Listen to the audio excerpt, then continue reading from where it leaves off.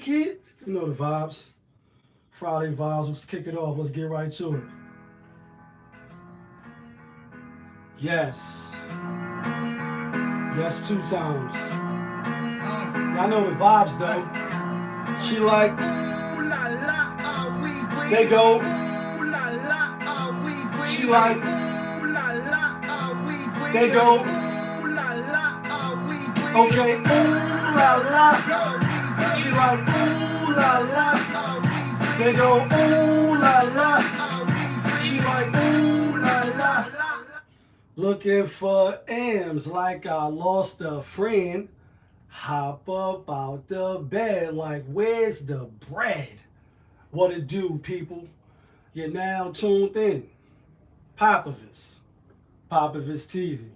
We live, we rolling, we unscripted, we authentic, that feeling. Back up in here one more again. So if it's your first time, the question is, where you been? Over here on this side, we deal with sports, hip-hop, entertainment, interviews sometimes, Popovisms 101, and of course, motivation. If that sound like something you can rock with, before you exit and ditty off the page and hit stage left, go ahead and hit the subscribe button, hit the like button, smash that notification bell, so when I upload the videos, you get alerted. You get alerted when I upload the videos. And if it's not your first time and you've been rocking with Popovich TV, good looking. But you know how I do. You know how I plainly start the show now. Tony, there was no other way. We in the end game now. And we is in the end game, people. And we in the end game because my guy STasH is about to call. You know what I mean? It's not going to be the first time that I had him on the show. It's going to be like the third time, actually. And the first couple of times, you know, we talked a little bit of, you know, what it's like to be in prison. Obviously, for those that's not familiar, he's been in prison 21 years. He's from Harlem for 139th. And, you know, I know him before the prison biz, before I started doing my bid, etc. And so tonight he wanted to call in, you know, and, you know, give his side or put some more light on the details surrounding this case, because the first couple of times he didn't do it. You know, surrounding Big L, rest in peace, obviously Harlem legend, who I knew, you know what I mean, before he passed and shit. Not on a so much intimate level, but just, you know, I'm from 142nd, from 39th, 40, you know, 40th and shit, obviously. And, you know, just on the pass by, and obviously I watched this come up like everybody else, from being with Lord Finesse and Ramen, you know what I mean, and finally making it or getting recognized as being that dude, you know what I mean, as far as the rap world. And, you know, we got lives outside of that. So, you know, he from that era, he from that, you know, that block, and obviously he got to know what's going on. So we're going to wait for him to call in.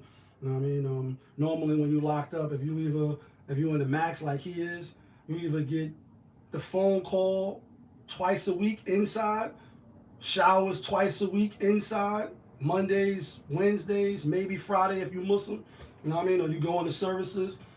Other than that, you got to go to the yard. Like, it's nothing nice, it's nothing sweet, you know what I mean? You got to go to the yard, you got to get online, you got to give your ID, and you got to wait, you know, for one of the phones to open up and for the police to let you get on the phone. Some jails run a little different, or some prisons rather I should say, as far as, you know, if the police is even running the phones, and most likely they are upstate. It's not like on the island or, you know, certain little spots and shit. Upstate police pretty much running the phone, especially if you go into the yard. You got to give your ID and do all that. You get half an hour click, and then maybe that's it if nobody out there. And if it's cold, like when it's cold outside, and you don't got no real right boots on, you're going to be screaming to go on that early go back. And anybody that's been locked or know somebody that's, you know, currently in that situation, they know what it is. That's why you hear Jada like, you know what I mean, smash a nigga in the yard and slide off on the early go back. Like, you be brick, you know what I mean, if you got the state boots on, or, you know, you don't have the right sweatsuit and all that shit.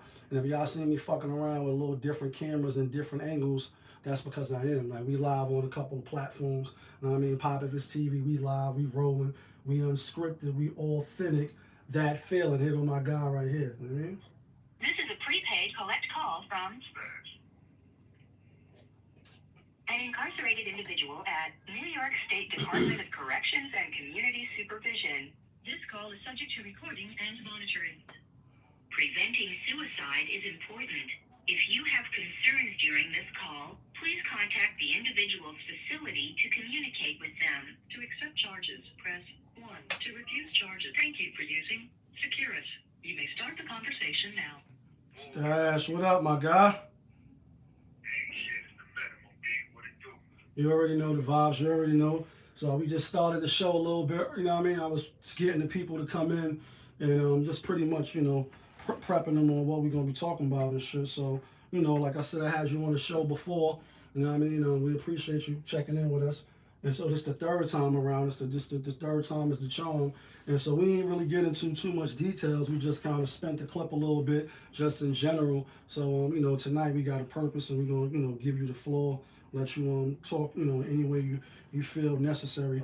And I'm going to just jump in when I see fit around the details. Because, around this time, I was locked up. As you know, on the channel, I'm not an angel. And I'm talking to you and I'm talking to the people now. We live on Instagram, we live on YouTube, we live on another platform. Yeah, kid. So, I'll probably take some questions that people got on any of the channel and I'll let you know where it's coming from. But anyway, you could just jump on in, and start from wherever you want to start at. We with you.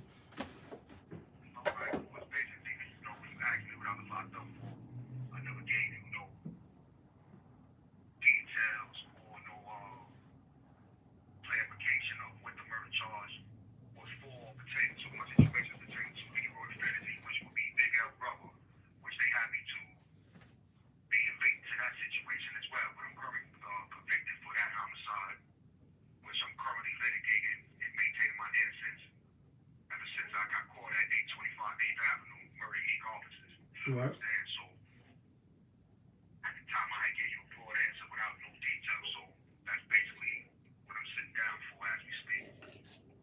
So just to clarify, you just said you were locked up for allegedly killing Big L brother, Leroy. That's a fact. Okay, you've been down, 21 years now? This year will be 21 in a couple more months, so it's 20 plus years. This year will be 21, you know how we count it? Yeah, for sure, absolutely. It's one tacked on to my mind, so basically it is to be a 21st year. Copy. So now in the innocence, obviously you took it to trial, right? You ain't blow. I mean, you blew. You took it to trial. You ain't take no pleas. In the 21 years since you've been down, has in your innocence, nothing has come up in light of who possibly may have done it? Absolutely not. Right now I'm dealing with newly discovered evidence based on an individual named Aaron Gatson who did a show on VH1 called My True Crime Story, Season 2, Episode 3, where he speaks about my situation. Right. That he was on, that he drove Leroy to the scene, and he made a 911 call. Now, within Mr. Gatson 911 call, there's no mention of me at all. This came to light 20 years later. Right. Now, I only have a one-witness case, and my one-witness case deals with Bridget Newallen from 39th Street, Leroy's baby mother. Okay. Now, within her police report, she makes no mention of Aaron. I sent you documents, which was quite a few, which you could put up for the people to see. You did send me a few documents. For the purpose of here, the way I do my show, again, we live on Instagram, we live on YouTube, talking to my boy STasH, you know what I mean, about the murder of Big L brother, you know what I mean, Leroy. I go just live from the phone, so I don't have like the capability yet to put up the documents and shit you sent, but I can just splash, some of them from the DMs you sent me. But you can keep talking though while I pull it up.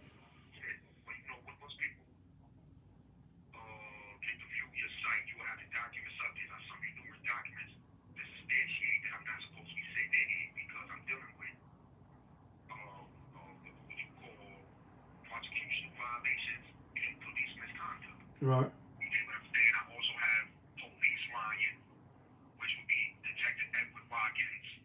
So this some of the paperwork that he sent me. I'm sorry to talk over you. I'm just showing the people some of the work.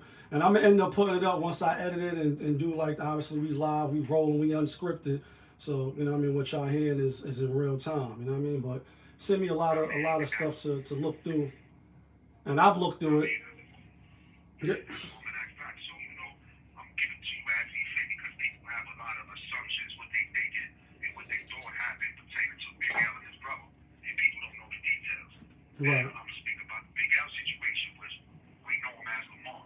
Right. So a lot Obviously. of people want to wonder, well, how are you put into that situation, STasH? Unbeknownst to people, they pulled me down to court in 013 For which case now? They called you down in 013 for? for a Big L situation. They called me down in 2013. I was currently in the correctional facility at the time. Okay. I mean, based on the interview was 3 suits came to see me, unsolved crimes, based on they wanted to solve Big L's murder, based on they know The Bluetooth device is ready to pair. I'm sorry, go ahead. The Bluetooth device is connected successfully. Trying to get you louder. Can y'all hear? Can y'all hear him? Trying to get you louder. You say something? Okay. Yeah. Yeah, I can hear you. Okay, so they called me down to the interview because they knew I was convicted for his brother's allegedly killing. Right. Which I'm going to clarify that for the people who don't know. Leroy Finney and Lamar Coleman are actually cousins, not brothers. Right. Leroy's mother, which makes Gilda Terry, also known as Pinky, and Leroy's father was brother and sisters.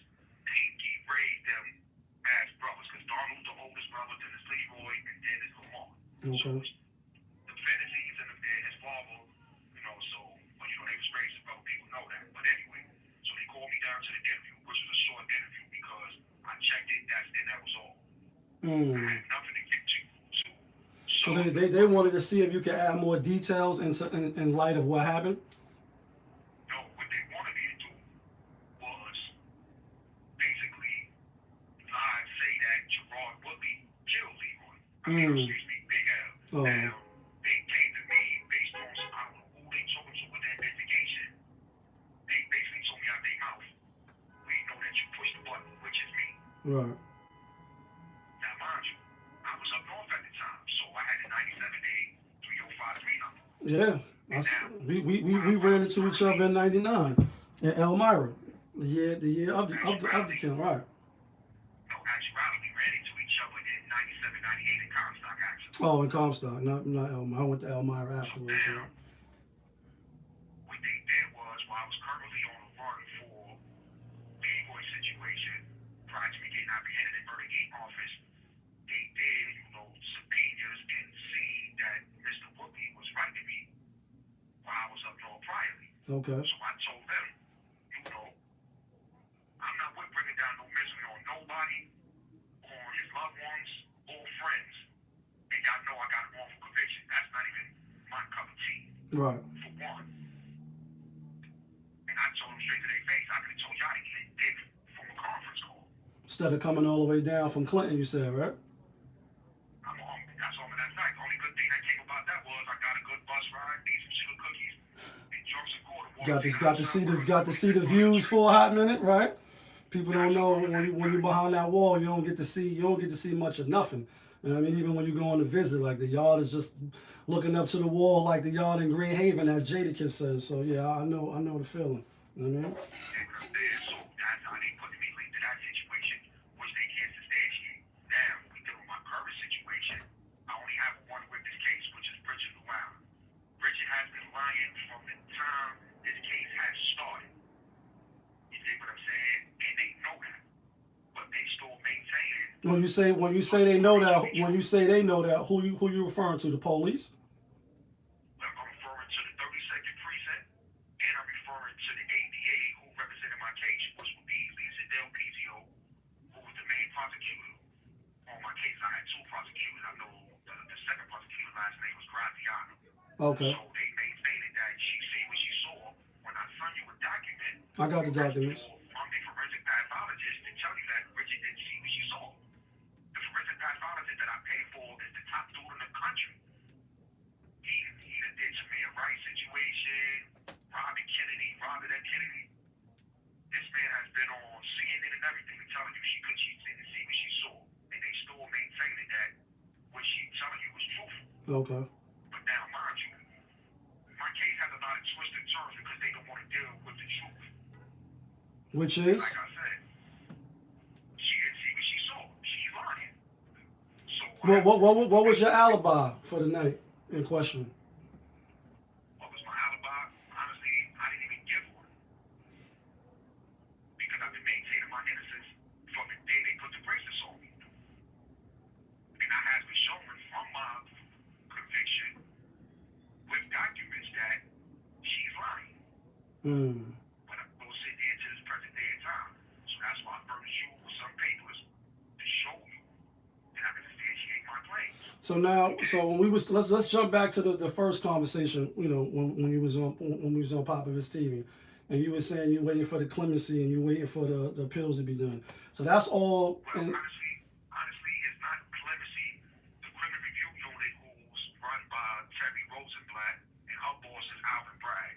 Right. That's where my case is currently at, or still is currently at. That's what my counsel is communicating to, which is Terry Black, who runs the CRU unit. Okay.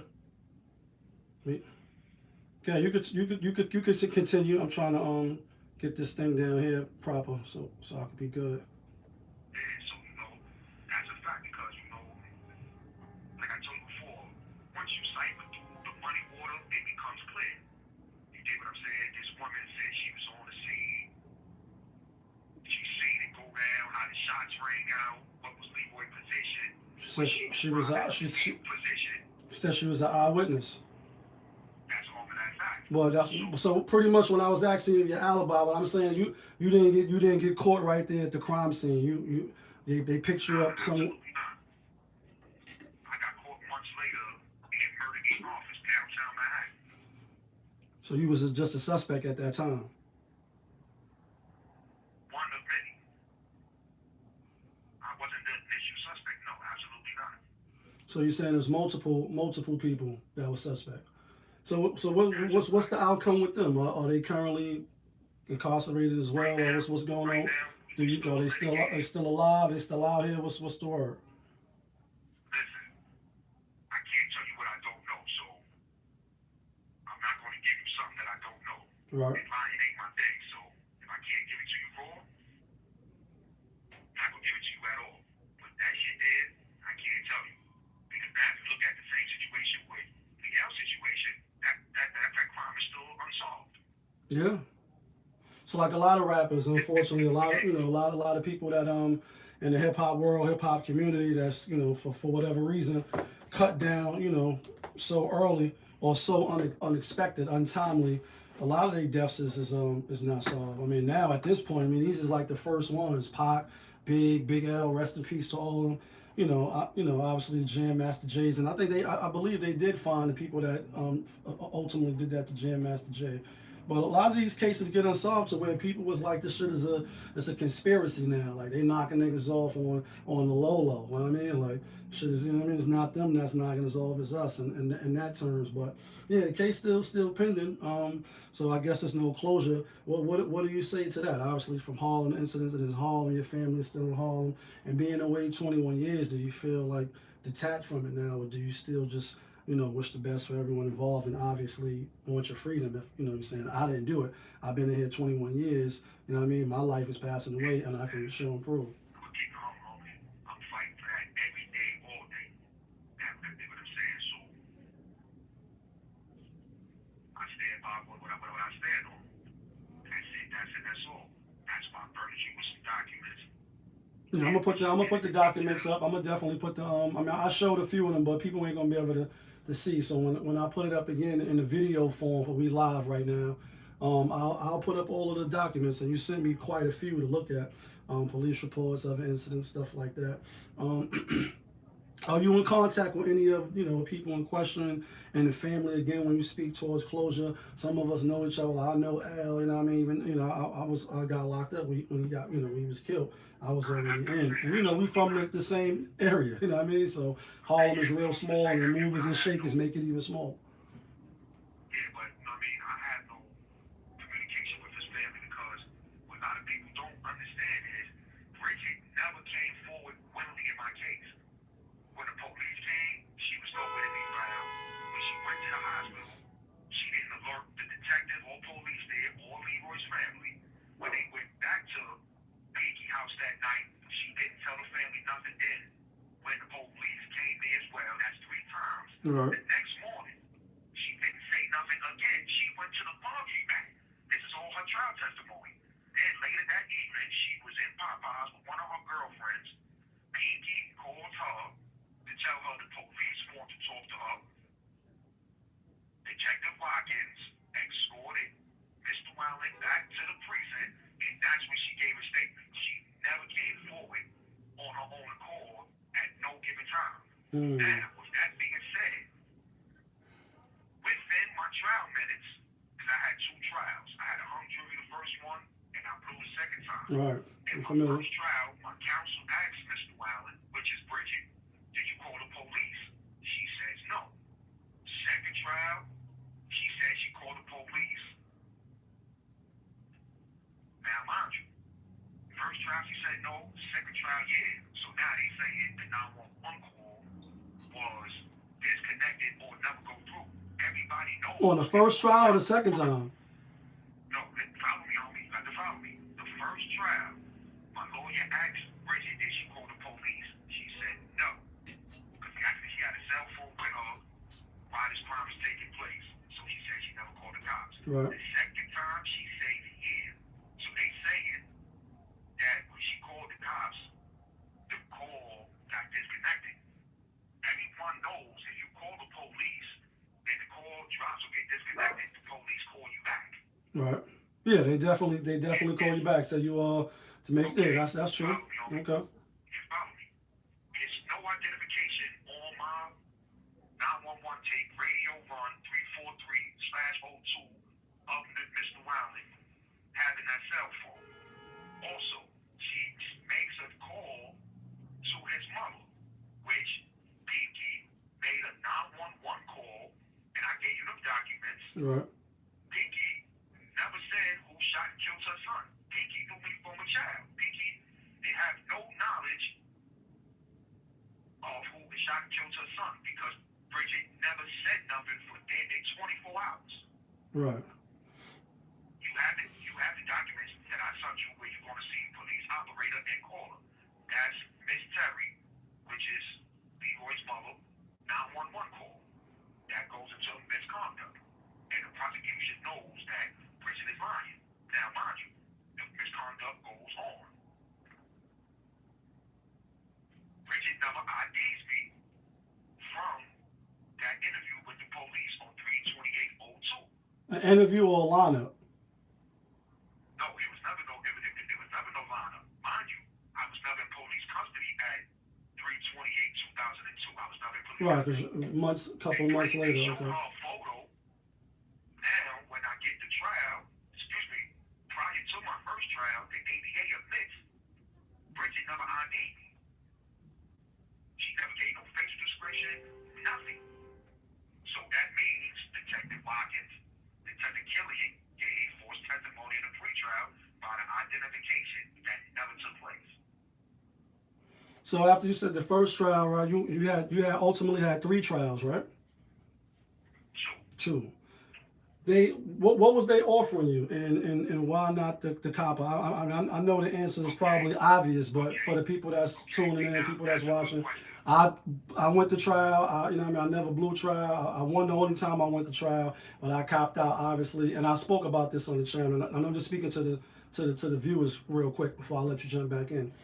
They coerce you, and not in every single case, but it's easier to just get you to cop out. The psychological of back and forth and Rikers or wherever you at, whatever state you may be, in the county, the food, the treatment, shit like that, being in there with people that's, on one all of the time, 0 to 100 real quick.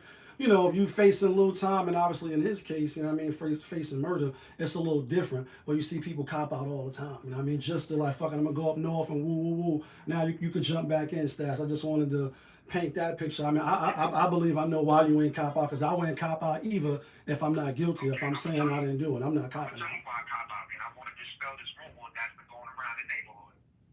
My uncle, Rashid, people know as Rudy, has been telling people throughout the years I was offered a 5 to 10. I was never offered nothing on record in the court of 5 to 10 or the 12 years that the ABA was negotiating with my lawyer between them two. There's nothing on record with the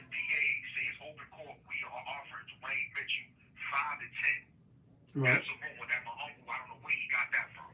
Two, they was offering me 12 years. And that still wasn't on the record. That was a negotiation between my ABA and my attorney. Now, So, the reason why I didn't take it, let me finish on me. The reason why I didn't take the 12 years, you want me to cop out to a homicide where there's no identification, no motive, no theory.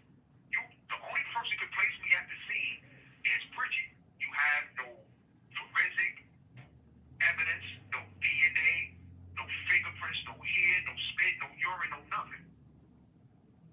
There's no way you can link me to the crime unless Bridget. And as I said before, there's no motive, no theory. So you want me to cop out to a homicide and there's no identification. That doesn't make any sense. Because if you know the law, this case is circumstantial at best. right. So that's why I didn't take it. So this now the 12 years came after before the first trial commenced, because after the first trial, I'm assuming that whatever offers they came should have come down. Normally, as the case get weaker, or at least on the defense side, it's like, yeah, they was offering us, this cop out, but oh, they don't got fingerprints, or they don't have this, or some, the chain of custody wasn't done properly. And a lot of times officers do sloppy jobs. You know what I mean? Like a lot of times people actually help cases out through their own, ignorance and just fumbling of the case. You got to force, the officers to do their job. But with that being said, when you going into the second one, they didn't come with a better offer, or something obviously 12. Absolutely not. And I wasn't going to take an offer because my first counsel has exposed the misconduct through the case. Right. Now, I didn't have the same counsel through my second trial. My second attorney misrepresented me completely. That's the reason why I blew trial the second time. Oh, ineffective counsel on the first one. As a fact, I had ineffective counsel on my second attorney because my first attorney did a very good job exposing Bridget, Detective Watkins, Detective Killian, Sergeant Adam Ricardo, and Police Officer Brandon Foley. He sure did. Yeah. So now you had a public defender, or you had a paid lawyer? The first one was a paid attorney. The second one got paid. I Hmm. think the second one got paid maybe 20 racks. Between 18 and 20 racks. Now, one second, I want to jump in. Only reason why I'm asking them that question, and why I think the question is pertinent for those that is in the street, or you involved in shit, you don't think about the consequences after the fact. You're just doing what you're doing, and when you get caught, you don't know the law, like I did, especially adolescent and young years left. I'm gonna let you speak before the last minute. If there's anything you want to hit us with before we close out. Unfortunately, you only get a little bit of time. Well, no, man. As I said, man, I'm still litigating this wrongful conviction and still maintaining my innocence since they put the braces on. And if anybody and anyone willing to reach out to me to get to my attorney, that's I maybe might have recollect a memory about this incident. Please have no problem reaching out to me. I will reach out to you either through my gram or through Popovich_.match. We can go from there. I'm gonna be on this platform constantly, making sure my situation is being heard properly, so I can get to where I belong. All right, my brother. We appreciate you. Definitely have you back. You know what I mean? You won't be able to watch it in hindsight to see where if we made any errors, or if I misspoke. But yeah, we're gonna have you back. You know what I mean? Till then, hold your head. And that was my guy STasH. You know what I mean? And now that he off the channel, hopefully those that was viewing was able to hear him. I thought I was gonna have a Bluetooth.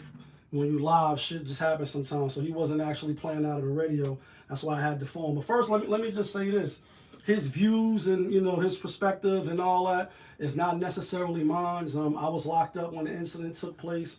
Black on black violence in the hood. Obviously, when people know each other in this bunched up areas, like I said, I'm from 142nd, he from 139th, L and them is from 140th. You know what I mean? It's unfortunate. That's why I asked about the closure and did he reach out, etc. So you said you innocent. It's just for me. Number one, I'm not copping out to nothing that I didn't do, especially when you talked about the sexual and all that. And I spoke about this, the little babies or whatever, Kodak Black, anybody that's copping out to sexual shit. If you didn't do it, then not copping out. Definitely if my life's on the line, like 50 Cent, and your life's on the line, and it's not a play, and it's in the real life, not just copping out either. You know what I mean? And on my case, when I did cop out, I wasn't facing life. And I ended up doing 10. And like I said, we ran into each other and Comstock. I had 10. He had a small bid. And then on the end of my bid, obviously in 2004, when I ended up coming home, I ended up seeing him again, and he was locked up for what he locked up for now. And I also speak about that. If you unfortunately in for a long period of time, doing time, you're going to see people come back, because some people don't get it. And I was one as well. That's why I got more than one under the belt, unfortunately. And hard head make a soft ass. That's what our parents tried to tell us. And we hard head, so we don't listen to our mother. That's a big pun reference. You never listen to nothing your mother said. You see people swing back, but now they got more. And like I said, when he went in, I'm not sure what it was for. You know what I mean? He a few years younger than me. I think about 4 years younger than me. So those street years, especially in these times in the early 90s, that's light years ahead. The kids that's outside before, say you was 12 years old and you was outside, which we was outside, and we was outside even earlier than that, and you 8 years old. You know what I mean? Even though that's a 4-year difference, that's like light years. You know what I mean? Like you light years ahead, especially if you involved and you outside for real. And so, I seen him, little skid bed, was telling him like, yo, you know what I mean? Woo, woo, woo. Make sure you, go home and do the right thing, etc. And then to see him right before I was about to come home in 04 from Sing Sing. They have you on the art gallery. I don't know why they do that, but they put you on the gallery where everybody know that's the going home gallery. You know what I mean? You still in there with people that got life that's never going home. So you at the mess hall with them, you in the yard with them, you still commingling, with people that's not going home. Yet they know that the people on this particular gallery is going home. So I don't know if that's if that's coinky thing. You know what I mean? But again, his views is not mine. I don't know what's what. I was locked, and to be down 21 years. Again, I'm not copping out for something I didn't do either. Definitely not. Especially if it requires me to do a whole bunch. Now you have some people that rationale and say, "Damn, they got me for this case. Probably got to do 4, 5, 6, 7 years, but they didn't catch me for a lot of other shit that I did. So it's this karma. Let me just hold it down." And some people do cop, have a paid lawyer. That's why I asked them. You get the ATB lawyers, the the legal aids, and it's not to say that their level of practicing law is not that of someone who is a high quality lawyer. It's just they so swamped. They don't get to pick and choose what cases that they get. Cases come in and bang bang, here go 5 for you, 5 for you. So once you look up and you buried in the fucking, like they just made it rain on you with wild cases, of people that's committing crime and doing shit, and this is not what you really signed up for. You become a blur. You just become a number in the case. It's just like I give the example of people work in the child care field, and when you first come in there, you love them kids like. Wu-Tang love the kids, and what you mean the kids can't have Christmas? It's Christmas time, right? It's Christmas time. But your father's Muslim, your mom's Christian. I'm being funny, but I'm not. You care about all the kids. And when you get them cases, them shits come in, you say, damn, mother's on crack, father's in jail. You get this case, damn, raped by uncle, this, that. Kid, the Bernie Mac story. And you want to save all of the kids. I honestly believe that the people that work in these fields, they do want to do good, and they do want to save the kids ultimately. But after 5 months, 6 months, 1 year, like you started from the bottom, now you 5 years in, when you get them same type of cases, baby is drugged out, this and this and that, you say, damn, this shit is just a job. And now you're looking at the cases with the side eye. You just really are. And it's not that for some people, because people say, baby, niggas get killed every day, B. Niggas get killed every day, so you become numb to it. Billy, what up, my nigga? You do become numb to it. And it's the same thing that work in these child cases. So it's the same thing with the law. You say, damn, fucking cops didn't do their job. Paperwork ain't signed. Fake lineup. They called these kids from this block, had the white lady come in the back of the car, just pointed out somebody ran. You start seeing all of you know, the indiscrepancies and the inconsistencies. You say, damn, the lying, the blatant lying, just to get a motherfucking collar and just to move up in the ranks of being Pac-Man. Like, and I'm being funny, but I'm not. We had a fucking beat walker cop that we used to call Pac-Man back in the days, like chase you down and try to go over the buildings and through the hiding ways that we used to go through. You know what I mean? Trying to build a rep. Same thing, you know, in the system. They see the inconsistencies and they want to, you know, help, I'm assuming. But after a while, you're just a number, you're just a case. So, you know, when you breaking the law and shit like that, you know, especially as a teenager or adolescent, you're not even thinking about no lawyers. You don't know what laws passed. You're just totally naive. And even in my case, you know what I mean? On the second one, after I came doing my little skit bit and shit, came home, you know what I mean, thinking shit is sweet, go right back to, you know what I mean, playing with them things and doing the most. Really, really, really doing the most. And, you know, when you get pinched and you get knocked and you go back through the system and it's like, come on in, challenge, you a hard head. They say, oh, the laws changed. We changed the laws while you was out doing what you was doing. We changed the laws. We flipped the script on them. And now the minimum is this. Even if you cop out or you're not copping out, the minimum you're going to have to do is this. And you looking up and you say, damn, where did all the 2 to 3s go? Where did all the 3 to 6s? And where did all these numbers go? They say, no, you start at 10. And that's you. You're a 10. You got your own and you independent and you strong and your weave is tight and you a 10. The minimum is 10 now. So what you want to do? Now, what you want to do? You in here with us now for the next 10 years. That's how it went for me. And a lot of people that came, you know, and at that time I came in, they was totally unexpected of, you know, the laws changing. Because who at any age, you know, you 17, 18, 19, you out doing the most. Who the fuck is looking at, you know, the law journals? Who the fuck is trying to learn what laws passed and how it affect them? Or you a baller? Give me this chain. You out here, you know what I mean, booking niggas. And you don't know that they changing the laws for the robbers and the stealers and robbers and brothers is out to get a rep, right? You don't know. You too busy rolling dice, smoking weed, and doing the most. And then your lawyer say, yo, what up, my guy? You know what I mean? The bag man, what up? They show you like, yeah, laws change. This is the minimum for you. This is your reality. And then boom, you quoting the famous words of Thanos. I know what it's like to lose. To feel so desperately that you're right, yet to fail. So, you know, think about those things. You know what I mean? And I want that draws me to this now that we got the STasH section out. Let's talk about this now, because this is spinning in the clip, you know what I mean?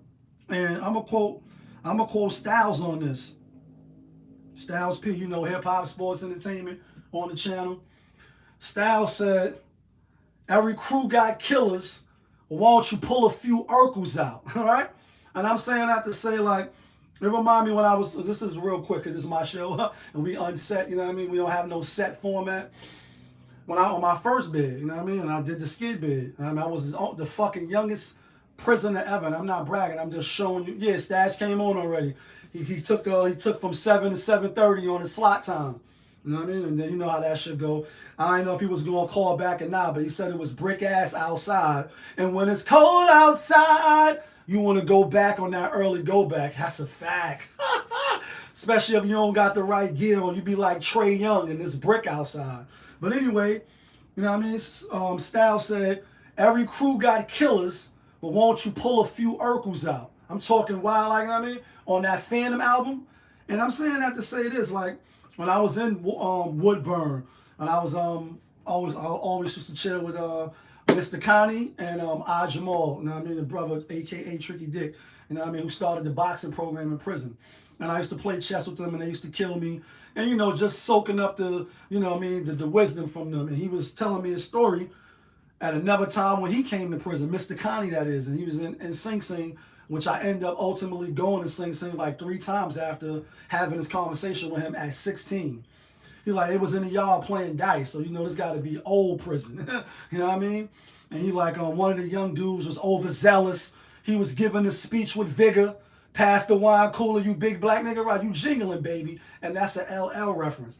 He had a lot of vigor. He was talking trash to the old timers. And Connie had to tell him, like, yo, you know, we all killers. Like, we all killers in here. So, you know, be easy. You know, there's no need for you to show out because you're not really impressing us. So I'm only saying that to say you always can find somebody, you know, that'll pull a trigger. And then this, but you pull a trigger too, don't mean you were killing essence. Some people is accident murders. See, I see Rick Ross. You know what I'm saying? But where's the smart people? Like, every crew got killers, but where's the smart individuals in the crews? And you rarely see that. And that's not to say people in the hood not smart. You see people that hustle and they flip at the business. They flip their business. They get into real estate. They get into cars. They do all type of shit. You know, it's a lot of, you know, smart people in the hood. And some of us just ain't figure it out yet. It don't mean that we're not smart. But the point is, and the point he was making in the rhyme is, yeah, everybody can find somebody that's a shooter, and then, you know, for a little 10 stacks, 15 stacks, 5,000, $5. In some cases, nigga kill you for stepping on the sneakers. And that's not an over exaggeration. That's just what it is. Where's the smart people in the crew? And this is the smart people in the crew. I'm gonna give you some examples when I'm talking to my little nephews, my little cousins, you know what I mean? Small boy Zion and fucking Cohen. Any examples to young men to say, like, all right, we all do stupid shit, and I'll be the first to say I've done dumb shit. Be the first. Like, raise your hand. You got embarrassed in the class when the teachers used to make y'all read. Like, raise your hand. Come to the front. Come to the front of the congregation. Especially the boys. And not to say that women don't do, but in the era I'm from, in the early 90s and growing up with all this shit, lynch mob running around, whole bunch of wild shit was going on at this time. And I'm going to be talking more about that when this little docu series I'm about to do, Makings of a Popibus and Smith and them will star my nigga Great Fire. Yeah, kid, Grizzle, what up?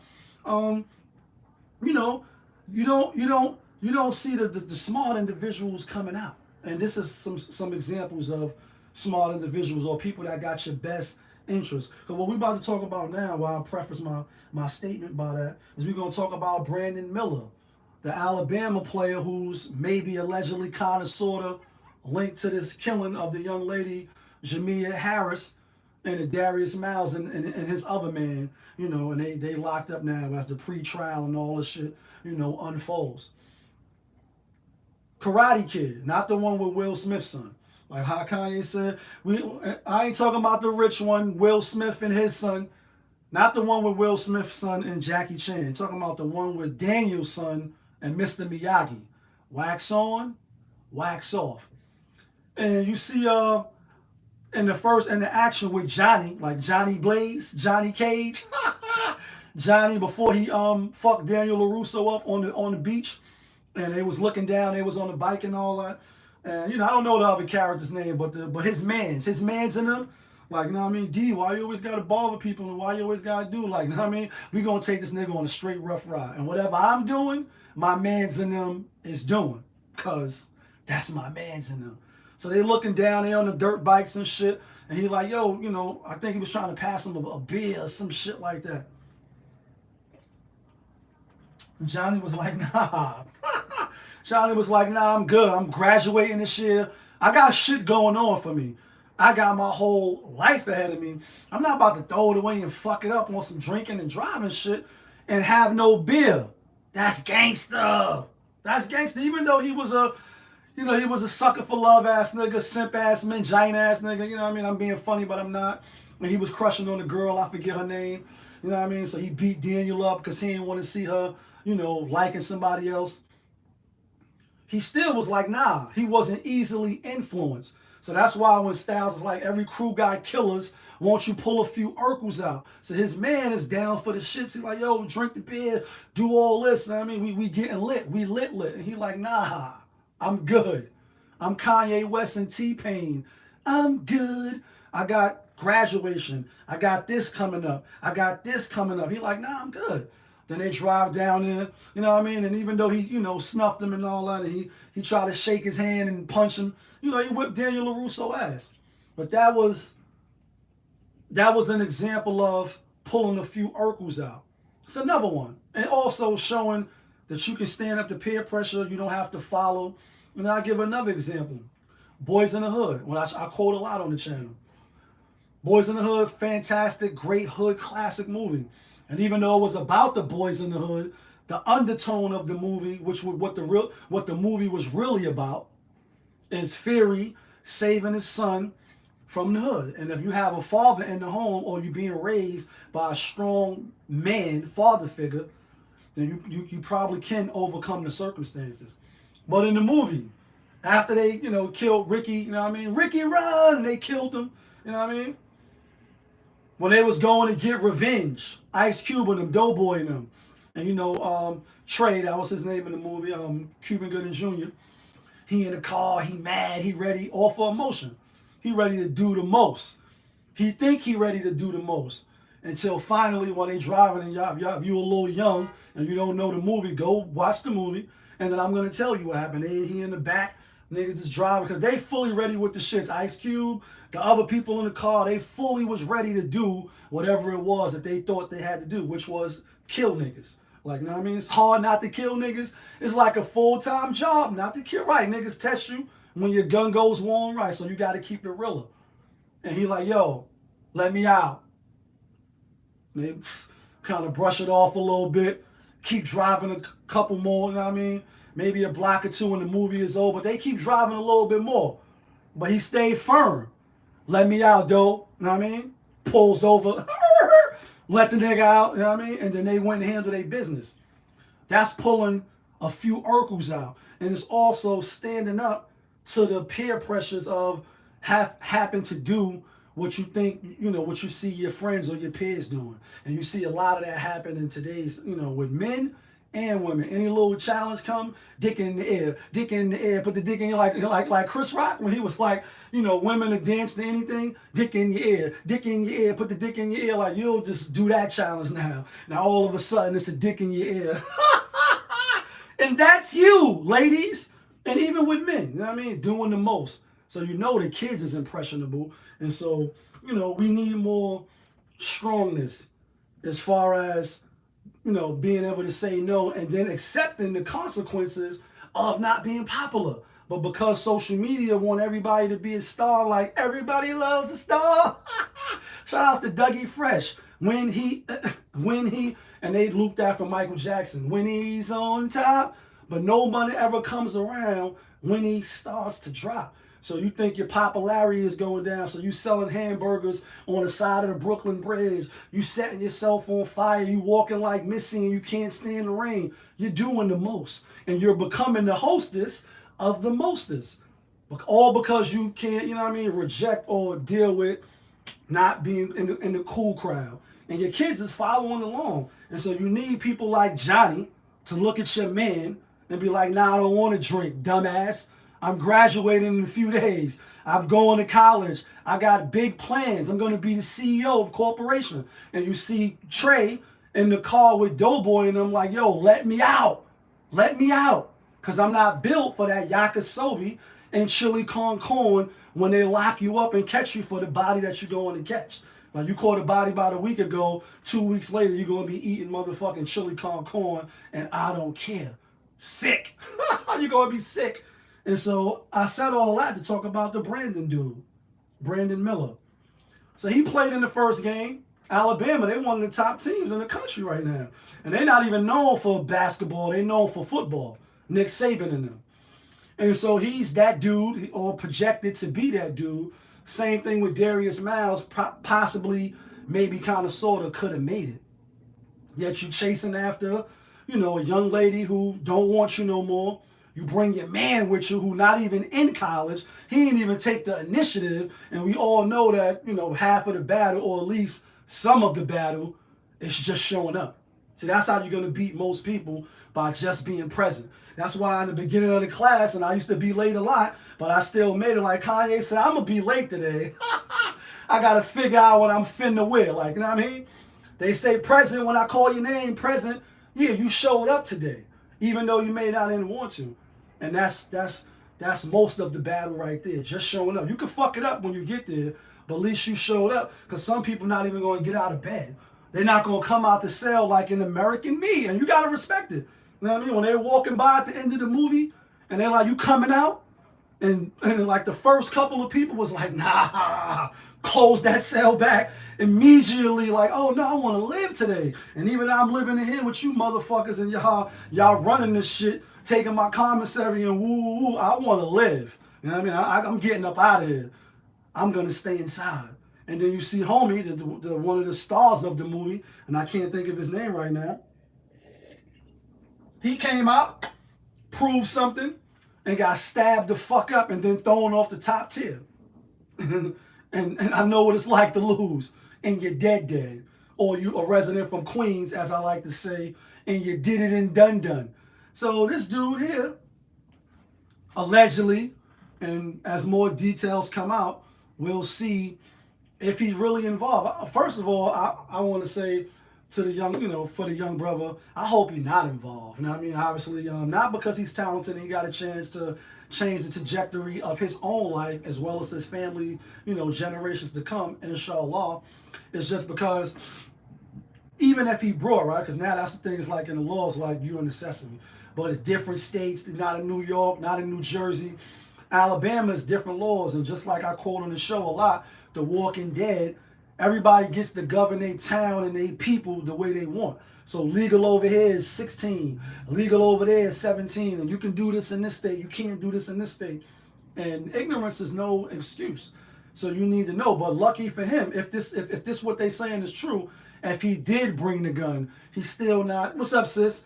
He's still not being held accountable, even though that young lady lost her life over some young emotional ass dude. You have to say it like that. Darius Miles, mother and father. So I guess that's not always the case when you have both parents, even though statistics show without the father, you know what I mean? But where's the sternness? Because it's like you're doing the most over somebody that's rejecting you, and I get it. Rejection can be hard, but it is a part of life. And as a young boy, in these stages to becoming the man, you're going to get rejected a lot. Life going to put that mirror up to your face, and you're going to got Vaseline on, a little shape up. And for me, I'm not going to shave or cut my hair until after Ramadan if I'm blessed to live. I'm on not even caring how I'm looking. You know what I mean? You get told right away what it is, where you rank at, where you fit at on the pecking order, and then you have to navigate through that. And then, for somebody to be on a team, when I did cover the story about Darius Miles, it's like, damn, you was that emotional connected, to where when she, told you she didn't want to fuck with you no more, that you told your man to bring a gun, and, you ultimately, I guess she was with her boyfriend, her new boyfriend, or some people were saying the cousin. You have your man shoot up the car, you end up killing her accidentally. Shit is wild. When you're a basketball player, I mean, even though it's college level, I've never been to college, but I hear the stories, and I know for the athletes, it's a good thing. That's why you see not 1, not 2, not 3 like LeBron James. You see student athletes, they stay the whole 4 years. Like, I'm the man here. Why would I go somewhere else when I'm the man here? And this little pawn of mine, I'm going to let it shine. Like, I'm the man here. All ladies is on me. They on my body. Can't get enough of me. I got people doing my homework. I'm getting a little cash on the side. And obviously, there's levels to it, so you may not be on that level. That's the top of the top. And this is for the best around. And nothing's ever gonna, it's levels to it. So you may not be that person, but still shows a whole lot of other women that you could have hollered at, that wanted to holler at you. For you to call your other man up who's also on the team, star player, probably better than you, to bring you the gun. And then it reminds me of like Sheik Loser, like, y'all niggas not really ready for the drama. You know what I mean? Like what he said on we gonna RUFF RYTE Revolver, when he said you calling all across town to borrow a full pound. Meanwhile, this man got this gun to your noggin while your man with the heat is with some bitch up in the projects. He clapping at you, you ducking, he making you dance. Instead of buying iceberg shirts or some shit, you should have spent it on some burners. Like, come on, brothers. And I'm not saying that, you should be that way, because that's ignorance, you know what I mean? But at the same time, if you are about that life, or at least if you saying you are, you can't half-step it. Like, it ain't no ways around it on the corner. You better put them hazards on. It ain't no way around it. You going around them corners, you better put them hazards on. And it's like, how you gangster, you about a certain life, and you got to call your man up to borrow a gun. Like, what? The beef is now. The time is now. And that's why he said, you crawling all across, you calling across town to borrow a full pound. Meanwhile, this nigga got his gun to your noggin, while your man with the heat is with some bitch up in the projects. The nigga that's really about it or got the, you know what I mean? And then you look at Juice, you know what I mean? And rest in peace, Pac, and you know, everybody was in the movie classic, another classic movie. You see they only had the one gun, you know what I mean? And Pac ended up having it and killing his whole fucking team, or at least tried to. You calling your man that's another college, you know, student, again, probably better than you, to bring you a gun to do what? To do what? Now you sitting there facing capital murder, and your life is over, and you probably did it and done. You're probably done. You probably just moved to Queens, got Section 8, and now you did it and done. You and your man, even though it may come out, you know, because obviously he's giving this information up, and they're talking. I guess they got the video of one of the dudes from the YSL, you know, that whole debacle. The niggas from Atlanta singing like birds and I lost in love. I can't live without you. And that's a Liquid Swords reference when the dude is in the fucking precinct singing his heart out like a fucking bird. And that's exactly how the skit go. Don Rodriguez, like, do you know what Don Rodriguez from the Bronx? It's a video spinning in the clip where the dude is checking his pulse and he's sitting down and the fucking people is wondering how the video got out, and it's like, duh. The dude being interrogated is not video recording himself. It's not really rocket science. He's not recording himself. Y'all recording him. Y'all behind the glass. Y'all viewing him, you know what I mean? And then all of a sudden the footage is leaked, and you know, it's all for sale. When I say that plainly on the channel, and that's a 50 Cent reference, and it's all for sale. Everything that most people do is for sale, even in the police system or in the system. Because how the fuck is somebody that's being interrogated for a crime, you know, a RICO case crime, or organized, you know, crime ring, video get leaked to the public, and it's just spinning on social media where the dude is checking his pulse, then he's sitting down looking crazy, shit crazy. He was looking wild. And I'm not laughing, you know what I mean? I'm being funny, but I'm not. It's sad. It goes to show that nobody's gonna try to stand up to these invisible fucking fake street laws. That shit is over. Or street codes. Niggas been not doing that for even going back. You know what I mean? Like, tired of hearing about these old niggas that had it be the same old niggas that ratted. Who cares? Let's talk about how it's like, who cares? This shit is old school and we living in now. Microwave it up and challenge. Niggas don't really give a fuck about that. And that's just really the truth.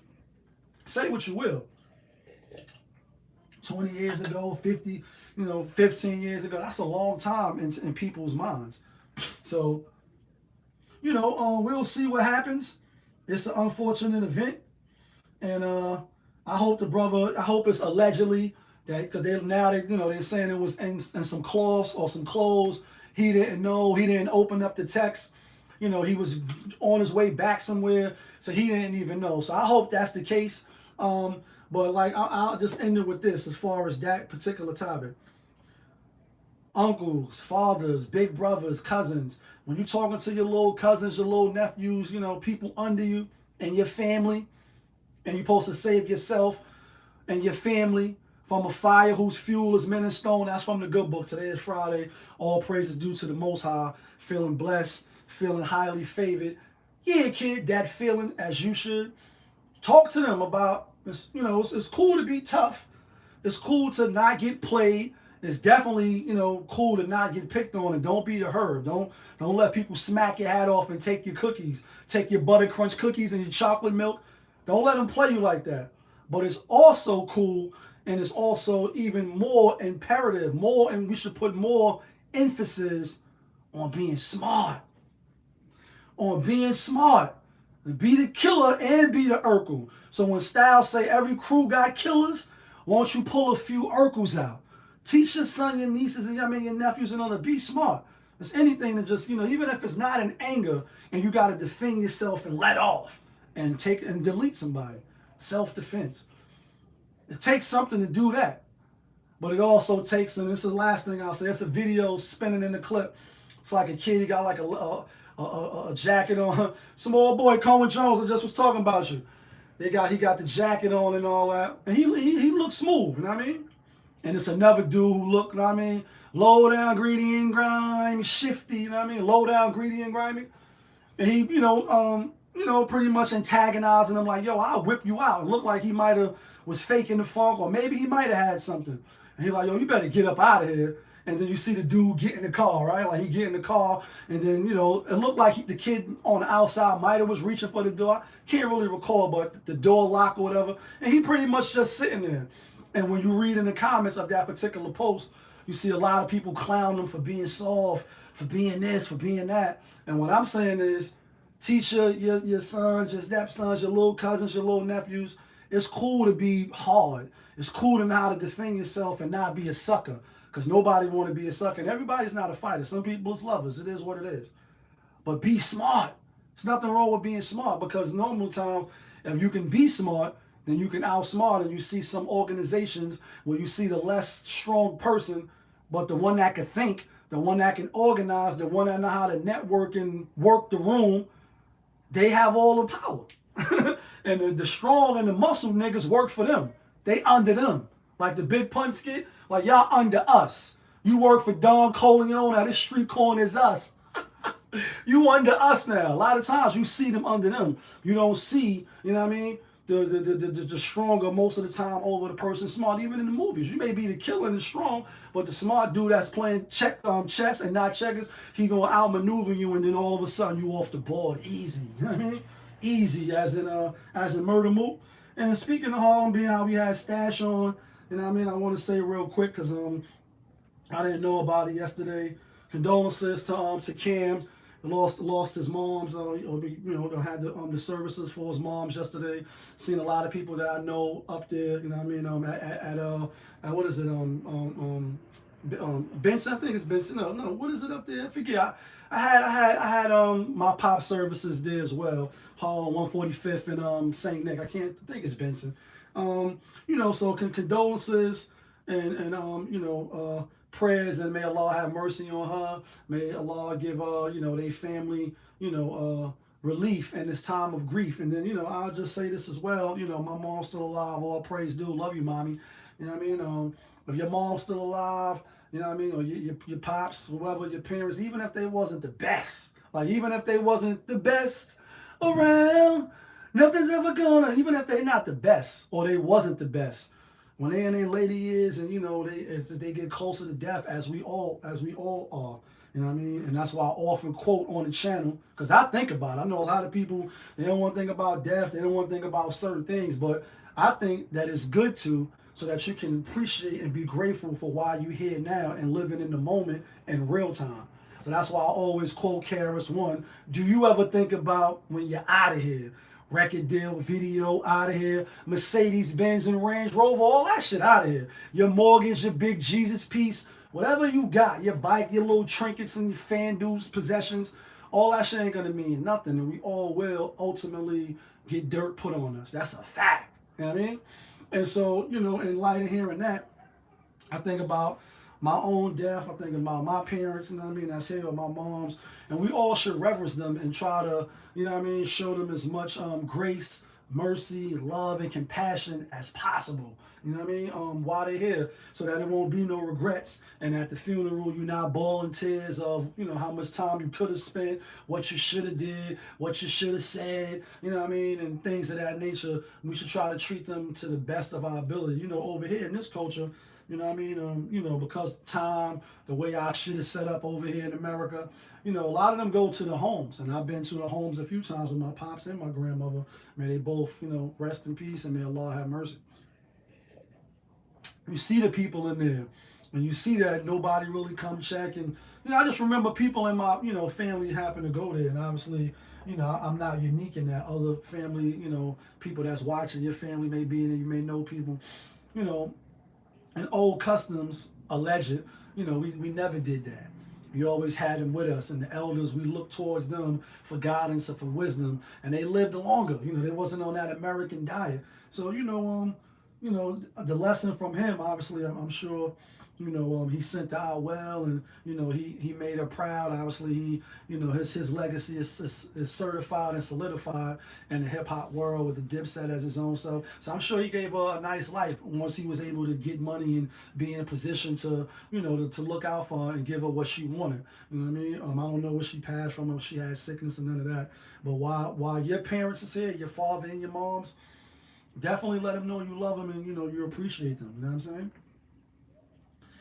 saying? Oh, let's talk about this. Speaking of, you know what I mean? Seen this on I seen this on Mano page. He was talking about and real quick. I met Mano a few times. I seen him Susie Wong's this a few years ago when he first came out. The rumors, and I think he had just got to join with All of the Above with T-Pain. I think that's with T-Pain. And he was performing there, brought all his niggas, had a whole bunch of niggas with him, was drinking a lot of Hennessy and that type of rah-rah. And me and Big Time was there. Shout outs to D. You know what I mean? My uncle, we was together down there and shit. You know, I met him on my 35th birthday. Shout outs to Madam Mishka. You know what I mean? She was promoting there. We was at BB King's. And that's when you see me with Charlemagne with the picture. And you going to make me send bottles to Charlemagne. Lala was there that night looking like the Catwoman. Had some type of bodysuit on with the tail and all that. She curved me for the picture. She like, I don't take pictures with men. You know what I mean? You know, she was married to Camelo. And, you know, he was there that night. And then I met him again. You know what I mean? I know I'm in these streets. At my man Mac video, Heavenly Father, you know what I mean? They did the video in Harlem, and I was doing behind the scenes for Pop of His TV. We live, we rolling, we unscripted, we authentic, that feeling. Hit the subscribe button while you're still here. You know what I mean? Give me a like. And so I followed his page and shit, gave him some cozy souls and all that. And I'm not sure how long ago the post was, but anyway, he was pretty much saying like, yo, if you're an entrepreneur, if you're a businessman, businesswoman, you got any ideas, you're an artist, shit this, shit that, you know what I mean? Hit him up in the DMs, and it goes down in the DMs, and maybe we're gonna work together and we're gonna sift through. And I start thinking, I said, damn, number one, side note, I'm not looking for, and you shouldn't look, you know, to celebrities, athletes, entertainers, and stuff like that to lead you, like to lead you to the light. You shouldn't be looking, you know, to them for that. However, they are the ones that got the bag, and together, you know what I mean? What's better than one billionaire? Two, especially if he got the same hue as you. You know what I mean? A whole reference. I said, damn, that's a good idea what he's doing. He's trying to plug into the community and, you know, help people out if he can, even if it's by just attaching his name to it and a little bit of his publicity or his fame. And I said, damn, imagine if it was something like the Hood Tank, you know what I mean? Or, yeah, this, you know, they got Shark Tank, Hood Tank. And instead of Mark Cuban and, you know, the two white joints up there, I forget their name, and the one that got all the infomercials. And they all millionaires, probably even close to Billy's, right? They the GOATs. If celebrities and people was doing that in different states and in different cities. This thing about the benefits, there's really no downsides for the people that's investing. Let's say you got a 50 Cent, a Jay, a Diddy, and I'm not saying that they don't do stuff with their money and foundations and stuff like that, tax write-offs, and that's not a bad thing. Did taxes for 5 years. When you learn how to, milk the system, work the system, flip it and bounce it before they get a chance to shine on their own shit, and that's a Purple Tape reference, then you're supposed to do it. You're supposed to take full advantage of the tax law. So a lot of times when people say, oh, it's just a tax write-off, it's not a bad thing. Because they figured out, like, yeah, I'm just giving up $100,000, but I'm writing that off on the back end. You damn fucking right. I'm going to get some of that money back, as opposed to just giving it away. People always want to give away shit that's not theirs. But anyway, with that being said, you have, a Hov, a Diddy, or whoever you want to insert. And if whether it's on TV or not on TV, whether it's on Instagram or some type of, social media platform, and they had people from the hood, people that come from places that they come from, and we 69 minutes into the show, and I'm just gonna say, oh, but you black, right? You black. You come from areas that we come from, share the same stories, and basically, I thought niggas appreciate what I came and did for this game ever since I've been in this game since '96. It's a whole reference. Imagine if they was bringing dudes from the projects and people that had ideas, whether it's clothing, business, how to make detergent, colognes, different ideas, shit that can, help us move forward and keep that money circulating in the black community. And then you start going to my seeds, marry his seeds, go with his seeds. That's how we keep Wu-Tang money all up in the family. That's how you keep the money circulating. And when you look, you say, damn, out of all the black, I forget what post it was. Maybe I could find it. I seen this post right here. I said, damn, they not lying. When you think about how much money, you know what I mean, we give out. Where this shit at? Hopefully I saved it right close and it was recent. Did I save it? Did I save it? I know I've saved it. I probably ain't gonna find it now for these purposes, but it's all good. But anyway, the dude is like pretty much giving the statistics on how all our money goes somewhere else. It's like black people tired of racism. Y'all probably seen it because it's a viral. The video I seen had over, I think, 300,000 views. But anyway, it's a black guy come on and he like, yo, blacks is talking about they tired of racism. And then that music come on. And he like, no, we not. Because all our money go here and we spend money here and we spend money there. And as a small business owner myself, you know what I mean? Cozy souls, cozy souls, cozy souls. Y'all can get the fresh cozy souls and other little ventures, what you wear, vocal hats, stuff like that. You know what I mean? I know a lot of people they spend their money in other places, you know what I mean? And there's nothing wrong with that. You work hard for it, you get it how you get it. You can spend your money where you want to spend it, but when you hear the numbers out loud, you say, damn, we spend billions? I mean, per every 2-3 years on bullshit and not in the same communities where we look like each other. So just imagine if they had a hood tank where they was putting people on and ideas and helping people get money. The pluses is, one, you're helping people, so you're raising up the value and the equity of the community. You know what I mean? Because the community be looking real scabbish sometimes. You only could get more money because even if you invest, you know what I mean? Obviously, the only time you will lose money is if the investment don't go, or the business venture don't go well. Well, you hear a lot of times on Shark Tank, which I am a fan, you hear they not only are they investing, they not investing to lose. Like how he said, y'all niggas fucking, y'all niggas, he said, I'm fucking to win. Y'all niggas coming to lose. Something to prove, spit it, we can have a spray off. They're not coming to lose, they coming to win. Meaning when they link with the said people that come on the Shark Tank, you may hear Mark Cuban say, oh, that's perfect. I got 100 movie theaters.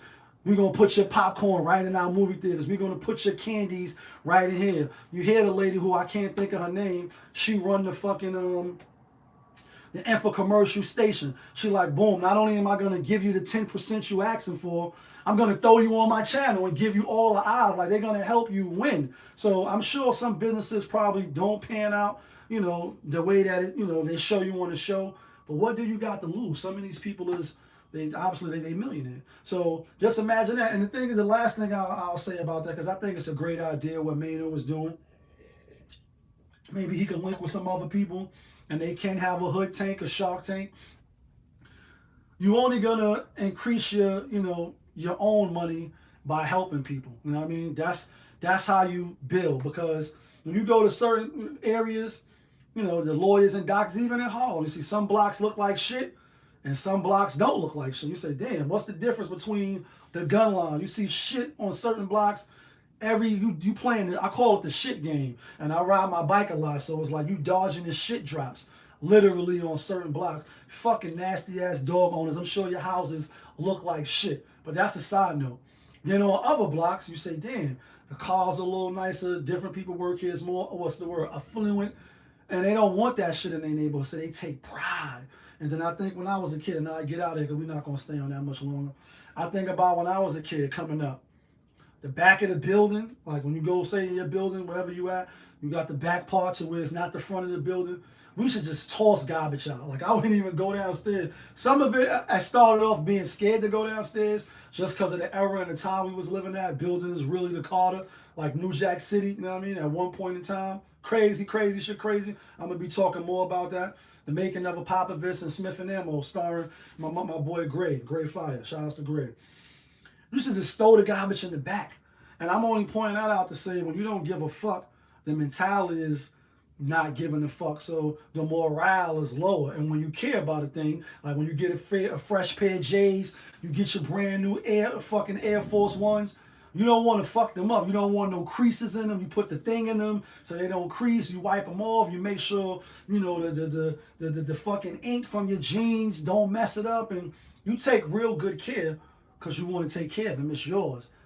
And we start doing that more for the hood, then that will raise the morale. People will, you'll feel, you know, better. And that's why they say, you know, what makes a person feel good, and throw on some nice cologne after you shower, put your fresh clothes on. And, you know, clothes don't make you, man make them, you know what I mean? But it still puts you in a better mind state. Even Friday, you feel people is getting paid, it's the weekend, they get to decompress. The energy and the aura is different. And it would be different if we gave more. I mean, you only can get blessed when you give. Like, and I'll end with this and say, Allah bless you when you're grateful for what you got. And you know, some people seem like they have it in abundance, and some people don't. For whatever reason, the Lord chooses who He chooses to bless, and you know, in whatever way you think being blessed is. For some, obviously, family and people. That's the real riches. Because you can have all the money in the world, you could buy people, but ultimately, if people ain't on your side and you don't have no real loyalty or no people that's gonna really rock with you and tell you like, nah, don't drink that tea. That tea got the shit in it, waiting to kill you and for you to croak over and for your empire to go down. Whereas like you rather be broke together than rich alone, and I'm one of them. Definitely rather be broke together than rich alone. Ain't no fun in that. We need to start pulling each other up more as opposed to kicking each other down. But that's what I got for y'all tonight. Friday show. Y'all was just tuned in. Popovich TV to be exact. We live, we rolling, we unscripted, we authentic, that feeling. Back up in here one more again. Yeah, kid.